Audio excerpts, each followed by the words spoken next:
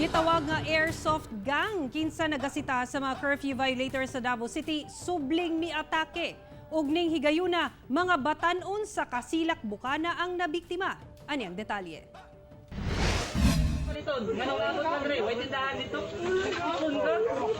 Gibadyakan,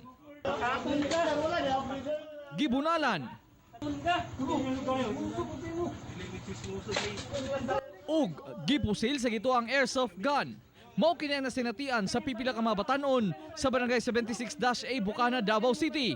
Ang mga suspect, grupo sa wala mailim nga lalaki nga nagasita sa mga curfew violator. Madungog sa video ang hilak sa usa ka batan-on diyang gisukit-sukit kini sa maong grupo. Mga atik pa mo. Taga-dilasir na mo, naabot mo dire. Sumala sa barangay kapitan, una na hitabo ang insidente didto gikan ang ilang mga tanod sa Kasilak aron papaulion ang mga curfew violator nga mga batan-on. Nakurat na lang sila sa balita nga may atake na pudi ay sa ilang barangay ang nagapamusil og airsoft gun. Ang nagtabo gabi gikan diha sa Kasilak ang atong mga tanod gabi ilang namuyag sila nga kita nila nga nanulod na og nanglakaw na itong mga batan-on. Ang nagtabo is after mga almost an hour wala po balita lagi daw nga nabunalan dito.